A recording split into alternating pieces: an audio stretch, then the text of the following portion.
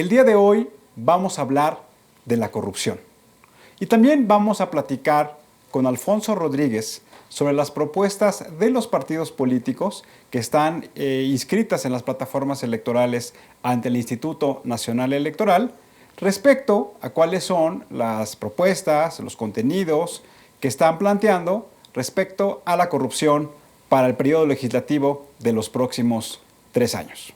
El artículo 113 de la Constitución fue reformado, en donde lo que se establece con toda claridad y de manera textual la creación de un sistema nacional de combate a la corrupción en el cual se coordinen las entidades de los 3 gobiernos, de los 3 niveles de gobierno, es decir, federal, estatal y municipal, y en el cual este sistema nacional de combate a la corrupción tenga 4 ejes fundamentales.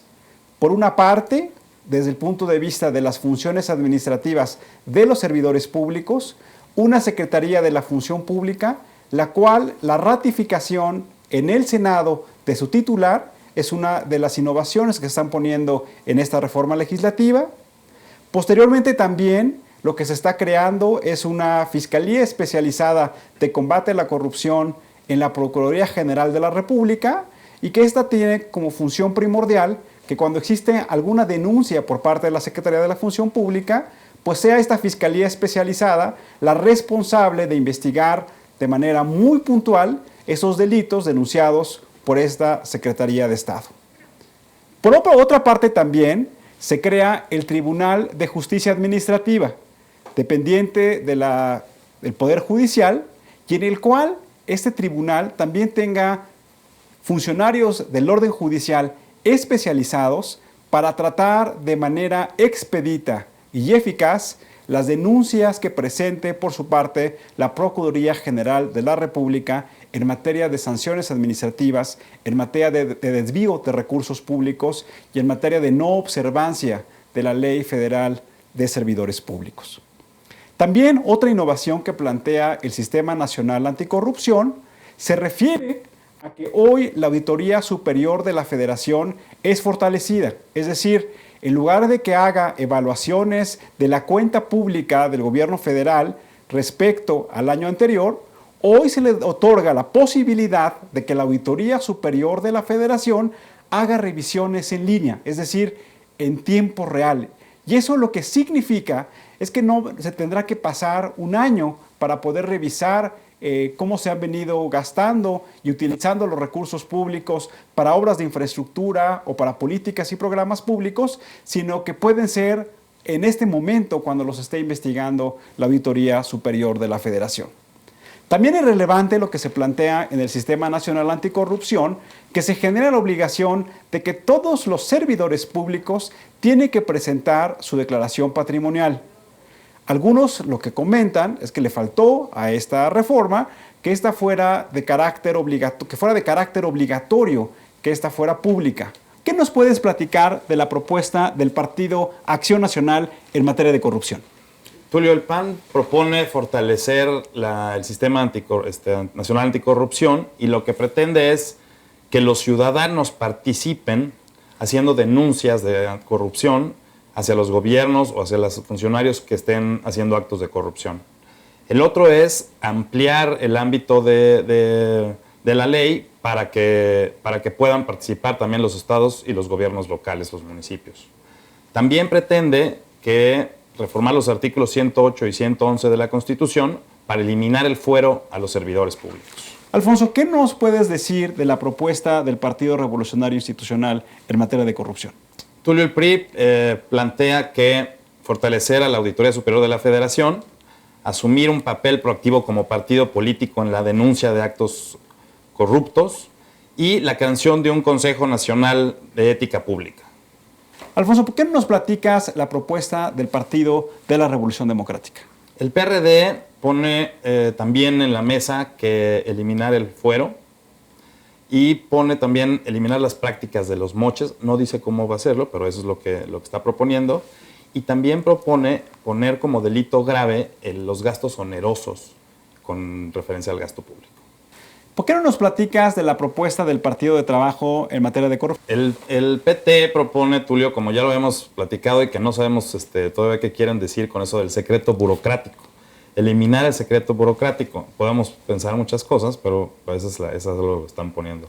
Podría ser, por ejemplo, hoy en la Ley Federal de Transparencia, que también se aprobó en estos días, habla de lo que es el famoso del secreto o la reserva o la confidencialidad de los datos, en donde pues, tal vez puedan hacer un símil y decir, oye, ese secreto burocrático significa, es que puedes decir que esa información que yo te estoy pidiendo puede ser reservada por cierto periodo, o es una información que consideramos de carácter confidencial en virtud de que lesiona la capacidad del Estado mexicano o para recaudar impuestos o para garantizar la seguridad nacional de los mexicanos. También pretenden combatir los abusos de autoridad y vigilar estrictamente que funcionarios del gobierno, de todos los niveles de gobierno, cumplan con la ley, cabalmente con la ley.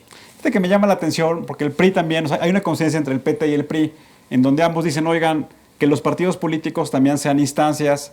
Hoy los partidos políticos son, como su nombre lo dice, cuerpos de representación y que también sean instancias en donde tengan la capacidad de denunciar actos de corrupción. Y me parece que sería muy bueno que viéramos a los propios partidos teniendo la capacidad también de promover iniciativas de los ciudadanos con respecto a actos de corrupción que llevan a cabo algunos servidores públicos de su mismo partido o de otros partidos políticos. Sí, claro. Empezando por el partido político que representan, ¿no? Es correcto. Sí. ¿Por qué no nos platicas de la propuesta del Partido Verde? El Partido Verde está proponiendo establecer que los servidores públicos que incumplan con sus actividades o con sus responsabilidades tengan sanciones. Se me hace que es una buena propuesta. Yo creo que hoy vemos que hay el 99% de impunidad y los servidores públicos que no cumplen, pues no pasa nada. Luego también están proponiendo que los servidores públicos que hubieran incurrido en importantes rezagos en el ejercicio del presupuesto también tengan castigos para que eso no pase y sea mucho más eficaz el uso de los recursos públicos. Algo que tal vez se me olvidó, y perdón, comentar en la introducción sobre esta reforma constitucional aprobada en diputados y senadores, pendiente de aprobarse en los estados, es de que habla esta iniciativa de que cuando a los servidores públicos se les encuentre riqueza inexplicable, el Estado se otorga el derecho de hacer lo que le llaman extinción de dominio, es decir, que si por alguna razón un servidor público le demostraron que compró con recursos que no supo de dónde demostrar, de cómo los obtuvo algunas propiedades, el Estado tiene el derecho de recogerle esas propiedades y ponerle en beneficio de todos los ciudadanos. Alfonso, ¿por qué no nos platicas de la propuesta de Movimiento Ciudadano? El Movimiento Ciudadano, Tulio, quiere crear una auditoría ciudadana del Poder Legislativo. Quieren vigilar que los legisladores cumplan con sus obligaciones y que también sea transparente el ejercicio del gasto, así también como un tribunal de rendición de cuentas con capacidad para sancionar el manejo indebido de los recursos. También un sistema de fiscalización que estén vigilando para combatir la corrupción, la impunidad y la violación de la ley. También en la iniciativa aprobada por diputados y senadores hablan de la importancia de que a partir de la próxima legislatura, es decir, la que inicia ahora en septiembre del 2015 y que estará concluyendo en el 2018, los diputados y los senadores publiquen no solamente sus remuneraciones, sino todas las prestaciones que están alrededor de los recursos que reciben. Platícanos de la propuesta de Nueva Alianza. Nueva Alianza pretende, crear el Sistema Nacional Anticorrupción, pero de manera igual que el PAN, pretende que los ciudadanos participen en el Sistema Nacional Anticorrupción. Asimismo, fortalecer las atribuciones de la Auditoría Superior de la Federación, igual que el PRI, que esas son las dos propuestas que está proponiendo Nueva Alianza, similares a las del PAN y a las del PRI. ¿Por qué no nos platicas, Alfonso, de la propuesta de Morena? Morena hace exigencias y lo que exige es que va a exigir que los regidores, los diputados, los presidentes municipales que sean electos por parte de ese partido denuncien cualquier acto de corrupción o presunto acto de corrupción que vean en cualquiera de los ámbitos que ya mencioné. También se comprometen a presentar denuncias los miembros del partido político hacia servidores públicos o políticos que piensen también que estén cometiendo actos de corrupción, y una constitución de contralorías ciudadanas para erradicar la corrupción. ¿Nos podrías platicar, ya para cerrar esta sección, de la propuesta del Partido Humanista? Lo que propone es educar a los niños para que no sean corruptos. Entonces, es una propuesta pues, de largo plazo. Y una campaña nacional de Yo no soy corrupto para erradicar la corrupción. Y también proponen, ya es una cosa más particular, el uso de cámaras en las patrullas para vigilar a los policías. Y también establecer sanciones si son cachados, por así decirlo, los policías haciendo cosas indebidas, pues que sean castigados. Alfonso, muchas gracias. Hoy nos acompaña en el estudio Alberto Núñez Esteva, que es presidente de Sociedad en Movimiento y que es un ciudadano de muchas batallas. Alberto y un grupo de organizaciones de la sociedad civil se han agrupado frente a este último proceso electoral federal y están promoviendo una iniciativa que se denomina Yo voto contra la corrupción. Alberto, muchas gracias por acompañarnos. Al contrario, Tulio, encantado. Para empezar nuestra conversación preguntándote, ¿qué es para ti la corrupción? Creo que es un cáncer, es un tumor que lleva a nuestro país desde hace muchos años, que ha ido probablemente en incremento y que tiene y causa un daño enorme, tanto a partir de la cultura del mexicano, desde el niño que nace dentro de un sistema corrupto, con una familia que en ocasiones pues ven la corrupción como una cosa normal, cosa que es verdaderamente trágico, ¿verdad? Hasta todos los actos de gobierno y todos los actos en donde uno está involucrado y en donde la corrupción, como decía el presidente de la Madrid, pues es el aceite que mueve los engranajes de la maquinaria de nuestro país, ¿verdad? Alberto, hace algunos meses Transparencia Internacional con su filial Transparencia Mexicana publicaron los resultados del índice de corrupción, índice de percepción de la corrupción y buen gobierno correspondiente al año 2014. Y llamaba la atención que en una calificación del 1 al 100, donde 100 es, la calificación de 100 es poca corrupción y 1 es alta corrupción, México obtuvo una calificación de 35. Y en la evaluación que hace la Organización de la Cooperación y Desarrollo Económico, la OCDE, de los 34 países miembros, México ocupa el último lugar. ¿Cuál consideras tú, con la gran experiencia que tienes, Alberto, como ciudadano, como empresario, como líder empresarial, como dirigente de empresa, como padre de familia y como abuelo, de que son las acciones que tenemos que llevar a cabo nosotros los ciudadanos para nuestro ADN poder combatir la corrupción y erradicarla? Si tuviera que decir una sola palabra, diría denuncia. Ten el valor de denunciar. Lleva adelante esa denuncia con las pruebas que tienes y dale seguimiento. Si puedes, hazlo público para que sepamos qué es lo que está sucediendo y en qué termina esa denuncia que tú hiciste. Pero en una u otra forma, hagamos uso de las nuevas armas para denunciar la corrupción. Denuncia y secuencia de qué sucede con la denuncia para que eso se transforme en un arma ciudadana sumamente fuerte. ¿Qué sugerencia le harías tú a los que van a ser candidatos a diputados federales para que ellos realmente nos puedan brindar el ejemplo de ser personas honorables y honestas en el ejercicio de sus funciones? Primero, que presenten sus declaraciones, que las hagan públicas, o sea, que veamos con quién estamos tratando nosotros. Esa declaratoria pueda él sostener cómo llega a esos recursos. Lo que no es posible es que con trabajos en el gobierno de repente salgan con fortunas inexplicables, ¿verdad? Varias organizaciones de la sociedad civil han presentado el proyecto 3 de 3, que significa la exigencia ciudadana para que los candidatos presenten su declaración patrimonial, su declaración de conflicto de interés y su declaración de impuestos. Los números, creo que llevamos un poco más de 100 candidatos de más o menos 4,800, que son los que hoy se están eligiendo. O sea, pareciera ser que todavía no es una constante en la obligación moral que asume el candidato frente al electorado presentar esas declaraciones. Alberto, ¿cuál es el impacto que tiene la pobreza en la gobernabilidad democrática de nuestro país? Mira, la pobreza es una cifra que da vergüenza.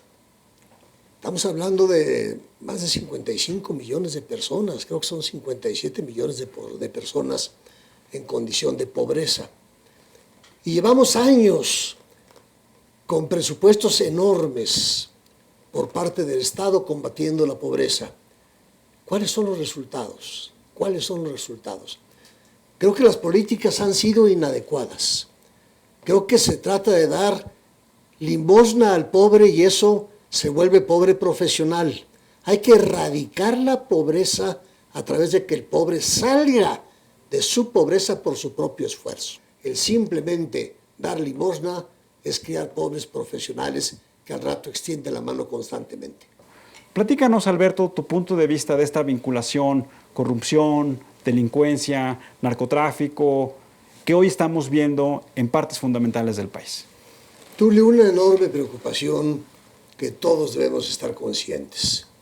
Creo que el narcotráfico ha echado raíces en México, tiene un poder insospechado de corrupción, tiene recursos económicos casi ilimitados, y lo que hemos visto nosotros en Guerrero y ahora en Guadalajara son puntos de alarma muy delicados.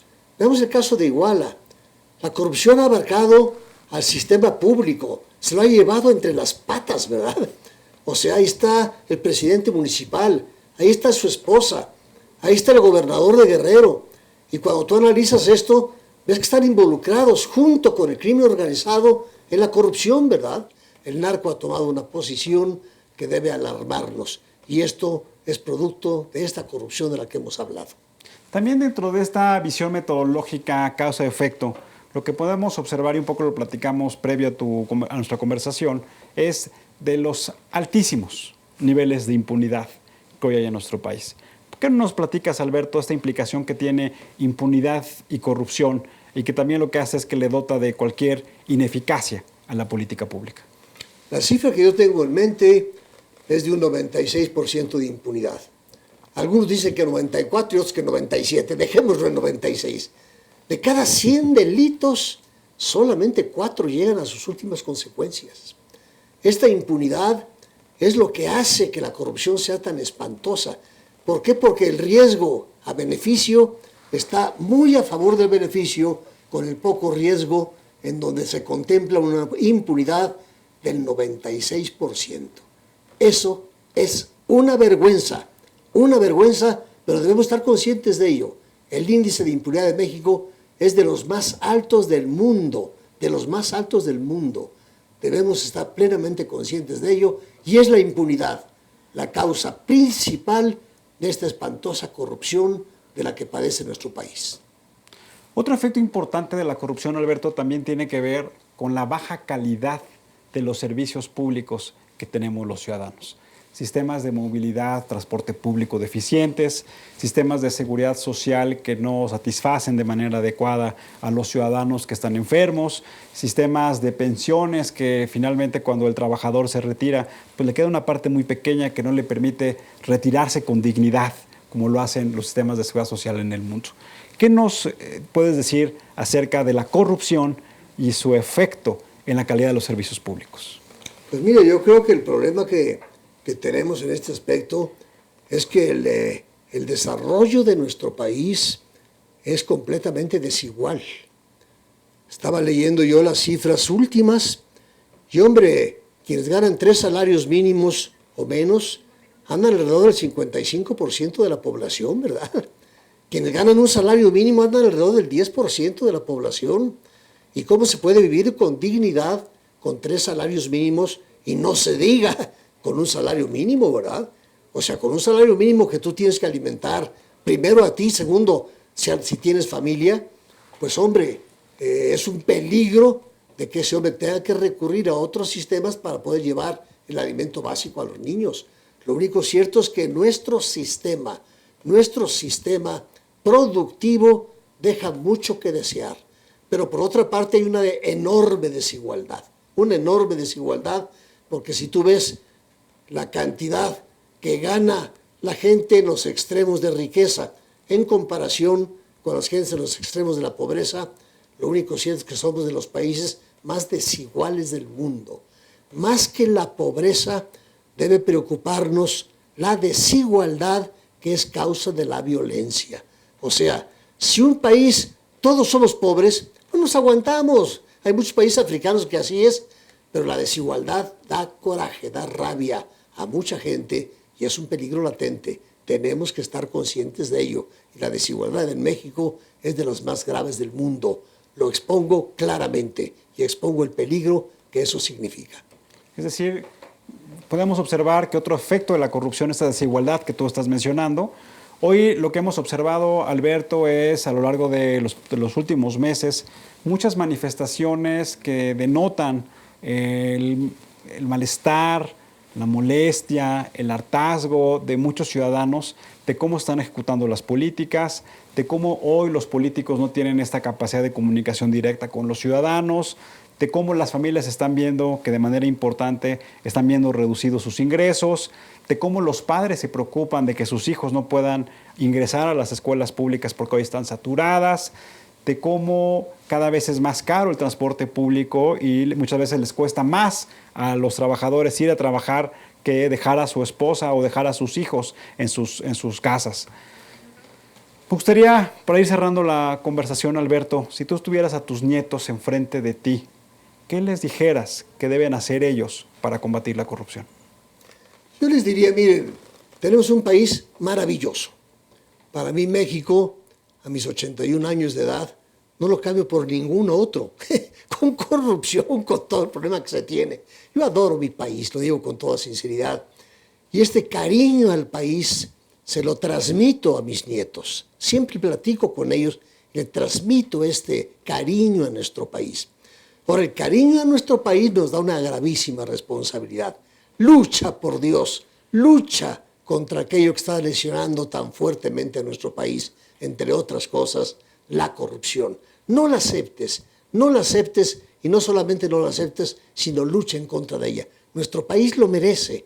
Nuestro país sería mucho mejor para muchísimas personas si logramos evitar esta corrupción. Lo único cierto es que la riqueza que tenemos es mucho menor por culpa en mucho de la inmensa corrupción que padecemos. Si nosotros logramos erradicar esa corrupción, tendremos mucho mejor riqueza, mucho mejor distribuida. Y un país como México, que sea más rico y que se distribuya mejor la riqueza, sería una maravilla. Si adoramos a México por lo que tiene, por su cultura, por sus tacos, por su familia, por los amigos, por todo eso, pero si además logramos que no haya corrupción y que haya crecimiento económico, no del 2%, no del 2,5%, tenemos capacidad de crecimiento hasta el 6%. Y lo único cierto es que la incapacidad de nuestros políticos hace que estemos creciendo en el 2,5% y hace 2 años al 1,2%. No se vale. Tenemos que hacer algo para lograr capturar esa enorme riqueza de nuestro país. Alberto, muchas gracias. Gracias por el trabajo ciudadano y gracias por formar Sociedad en Movimiento. Al contrario, muchas gracias a ustedes por esta oportunidad.